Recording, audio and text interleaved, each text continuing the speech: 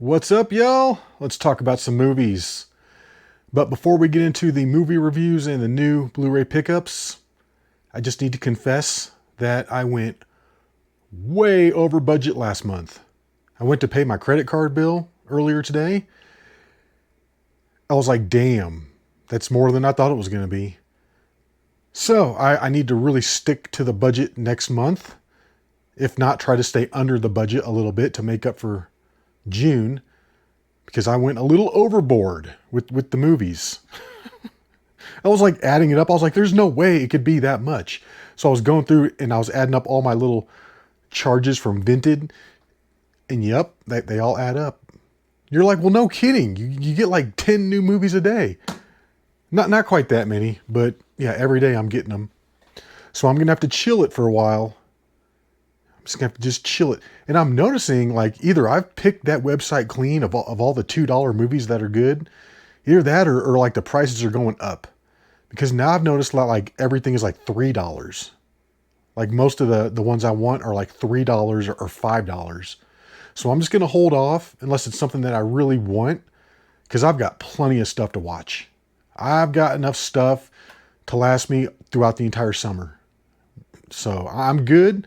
So I'm going to be a little more selective with what I buy off the Vinted website. But without further ado, let's get into the movie reviews. And I've got 4 of them. I spent the whole day watching movies. This was my last day to chill. I got to go work tomorrow. Normally I have Fridays off.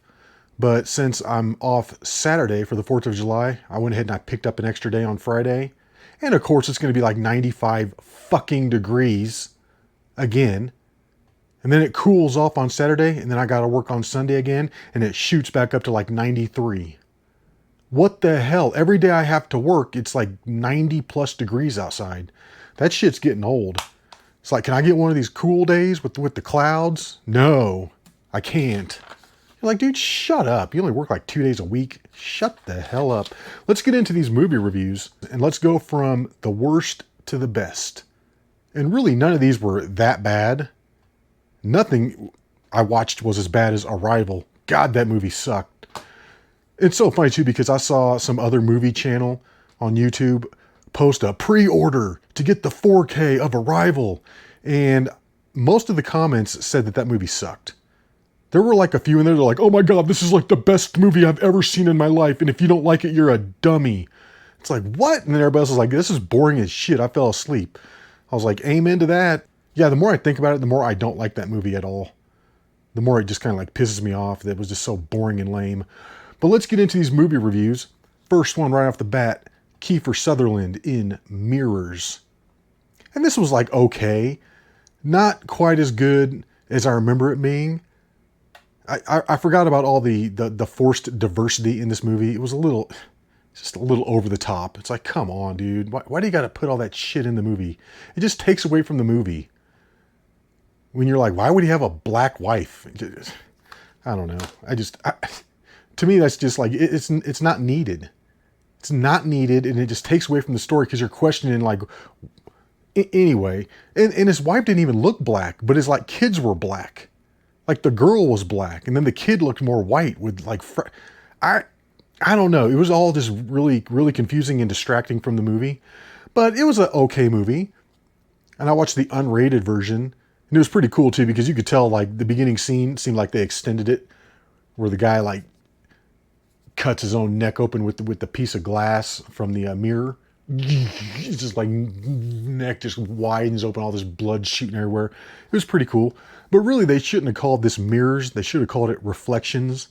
Because at the end of the movie, it's like the water is causing the reflection.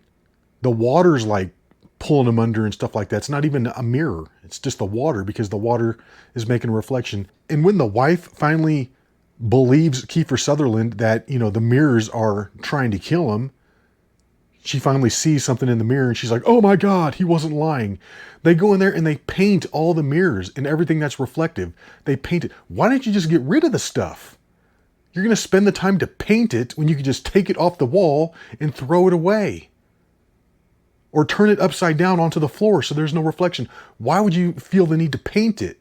Oh, that's so later on when the kid gets possessed, you can sit there and scrape the paint off. I get it. It's part of the story, but it's like, come on, just get rid of the stuff or break it. You're going to sit there and paint it? What a waste of time. That's too much effort. Who wants to put that much effort into it? But that movie was okay. The end was kind of funny because, I mean, I don't want to give too much away, but he has to go get this like 70-year-old nun. The mirrors want this nun for this certain reason. I'm not going to get into the whole story of it.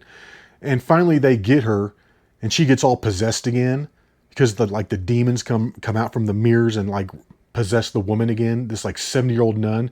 And then I'm not kidding. This 70-year-old crusty ass old nun is just beating the shit out of Kiefer Sutherland, like throwing him around and stuff. And I'm sorry, but the whole like stringy black hair over the women's face in horror movies is so overplayed. It's so overplayed. It's like, come on, do we really need to do that? Where you have the hair over your face and you're looking real scary. It's not scary. Okay, it's not scary. Come up with something different. But anyways, yeah, this crusty old nun beats the shit out of Kiefer Sutherland. He finally like blows her up or something. And then he gets like stuck in the mirrors at the end, which is pretty cool because he's like walking around and like everything's backwards. He's like, what? And he's like reading everything. It's like everything's backwards. The newspapers are backwards. Everything. So yeah, it's kind of a cool movie. Some of the CGI was a little crap. Not going to lie. Like the part where he's on fire. It's like, you can totally tell it's like CGI fire. He's like, and it's just like, dude, that fire doesn't even look real on you. But other than that, it's cool. I mean, I would say it's a above average horror movie. I mean, in my opinion, horror movies aren't really that great as far as like masterpieces of movie making. Just none of them are. Like all my favorite stuff is like campy and cheesy and corny. Like none of it's that great. You know, people are like, well, what about The Shining? Dude, that's one of the most overrated movies ever. Don't even get me started. I could do a whole video on how that is the most overrated movie ever. But let's not get into that. I'm just going to say Mirrors was an above average horror. Not too bad, not terrible, not great. It was good though. So moving on, we got that out of the way. And I finally watched this today, guys. Ford versus Ferrari. And I'm not going to lie, I did not think this was nearly as good as Rush. That's just my opinion. I know it's probably not going to be popular. I know everybody, thinks this is like the greatest racing movie. But in my opinion, this was a lot more boring. I mean, this thing was long too. 154 minutes long. That's like 2.5 hours. So, and really it should have been called Ford versus Ford. Because it was like all this political stuff going on within the Ford company and the racing team and everything like that. The top people in the Ford company wanted the racing team to do one thing. However, Matt Damon wanted it to be something different. So it was like all this infighting, and it just wasn't as good. And the racing scenes weren't nearly as exciting, I didn't think, as like Rush. I thought Rush was superior in all aspects. That's just my opinion. This was just more dramatic than it was action-packed. So it was just more of a dramatic story. And I really didn't like the way at the end, during the Le Mans race at the end, that Matt Damon felt the need to cheat by stealing the other guy's like stopwatches and then like throwing the nut onto the ground. So they were like thinking they forgot to put the nut on the guy's car and they were like freaking out. I just found that kind of cheap. I don't know. I was like, why would you need to do that? Can't you just beat him straight up? You got to do all these little tactics to try and throw him off. I don't know. That was kind of off-putting. But I mean, Matt Damon, he played his character great. Christian Bale was good. He was kind of goofy though. Christian Bale's character, kind of this goofy looking guy. but it was a good movie. I'm not talking shit on it like that much. I mean, it was good. It was solid. I don't know when I'll ever watch it again because it was so dang long. It was a slow burn. Like in my opinion, the movie Rush starts out, just goes straight up and then just gets better. It went up and then got better. Whereas this started off slow and it was like this slow ramp up to the end, and it never quite got as high as Rush. But it was like a lot more of a slow burn with this one. Like I'm saying, I mean, it was good, well made. It just didn't have the action. It was lacking the action. It was way too dramatic and way too political. But like I said, I mean, I can see why people like it. Do I think it's the best racing movie ever? Not at all. I think Days of Thunder is actually better than that. But let's get into the next one. I just got done watching this just now, and I actually think this was more entertaining than Ford versus Ferrari. You guys are gonna be like, this is blasphemy. The Last Stand with Arnold Schwarzenegger. Arnold didn't let me down. This movie was good. Action-packed, just the right amount of comedy. What's that one guy's name? Luis Gonzalez? The chubby little fat guy. I think his name is Luis Gonzalez. Let me check. I'm sorry, Luis Guzman. Or Luis Guzman. That kind of chunky Mexican looking guy is kind of funny and everything. It had him in it. It had Johnny Knoxville. He added a little bit of comedy relief. But I'm telling you, this movie had some graphic, violent kills in it, which were great. At one point, spoiler alert, at one point, Schwarzenegger comes running across the rooftop of this building, and he just like grabs the guy, and they both fly off the side of the building, and as they're flying down, he like shoots him in the face, and guts go flying everywhere. Yeah, it's good. Another guy gets blown up, and as Luis Guzman's laying there, this like arm lands on his head. It was violent. And that Corvette, that souped up Corvette that the bad guy had, dude, that was badass. I mean, I hate to say it, but I mean, the racing scenes it showed with the Corvette were better than anything in Ford versus Ferrari. Dude, he turned off all his lights and they had this like night vision. He was driving off this night vision, but you couldn't see because he had this like black, I don't know what kind of Corvette that was, like a Z71 Corvette, some souped up Corvette. Dude, it was badass. A lot of good racing scenes, a lot of good car scenes in it. And like I said, it was violent, gory, violent, graphic, comedy, action, well-paced. And guess who this movie had in it? Forrest Whitaker, once again. I'm telling you, that guy pops up in a lot of movies. And once again, he played the head of the FBI. In this movie, he's the head of the FBI. In Taken 3, he was like the head police officer in charge of all the other cops. In Arrival, he was the head of the alien investigation, the military team. Like, he's always in charge of stuff. In like every movie that I've watched recently, he's always in charge of stuff. But yeah, in this movie, he wasn't as smart as he was in the other movies. In this movie, he was like a day late and a dollar short on everything. He lost the criminal to begin with. They were supposed to be transporting this cartel member guy. He was like the head cartel guy. And yeah, he lost him. Loses him throughout the whole movie, can never catch up to him until finally Arnold Schwarzenegger takes him down and delivers him to Forrest Whitaker. It's like, dude, Forrest, man, you weren't doing that good in this movie. You weren't as smart as you were in Taken 3. And then last but not least, this movie was awesome. Real steel. Dude, I don't care what anybody says. This movie is kick-ass. This movie is great. I put this in at like 9:30 last night, thinking for sure I was going to fall asleep watching it. I stayed up the whole time. I wasn't even remotely close to falling asleep. I was so into this movie. It's great. The child actor they got to play that little kid, Max, dude, he is great. One of the best child actors I've ever seen. One of the best child performances I've ever seen. He's excellent. And then Hugh Jackman playing his loser dad. He is excellent. Everybody in this movie is awesome. I love the soundtrack. They've even got a Beastie Boys song in there at one point. I'm like, yes. I mean, the special effects are so good. You forget you're watching CGI because it looks so good with the big robots that are boxing. It's just so great, man. I love this movie. It has everything. It's got drama. It's got heart. It's got action, excitement, everything. It's got a little bit of comedy in there. This is, in my opinion, this is almost a perfect movie. The only thing I would have changed in this movie, and I can't believe they fumbled this, was when he's walking out the robot at the end for the main event, for the heavyweight championship versus Zeus.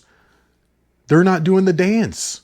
The kid's not dancing with the robot. It's like, come on, dude. They just come walking out all serious for their intro when they're walking to the ring. When normally, all the fights leading up to that point, he was doing the dance with the robot, and that's why he was so popular. It's like, why weren't you doing the dance with the robot? I loved the dance with the robot. It's so good. because the robot will like mimic anything that the person's doing that's controlling him. So the kid's like dancing and the robot's dancing and they come out. It's just so good, man. I love this movie. I remember I liked it when I first saw it, and it was even better than the second time around. Man, I'm so glad I got this. It looked excellent on Blu-ray. Two thumbs way up for this. This is awesome. Like I said, I don't care what anybody says. I don't care what anybody says. This movie is great. Dude, yes. It's like one of my most favorite movies that I've watched recently. I think the only thing that might have been better was maybe War Horse. Even though, I don't know, I'd probably watch that over War Horse again. I'd definitely watch Real Steel. Rush was good, but I would rather watch Real Steel again.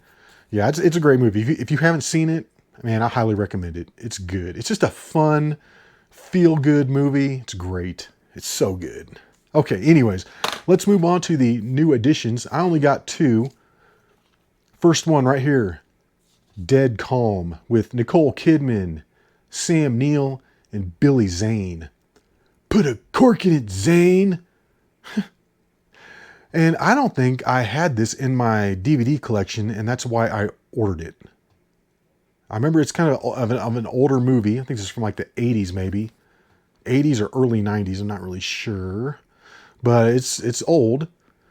But yeah, let me see if I got this in my collection. Let me pull up my master list here. Go down to the D's. Oh. Okay, I already had it. I had this on DVD. But I got it on Blu-ray now. And I only spent a couple dollars for this, and I'm kind of glad because the case is not in good condition.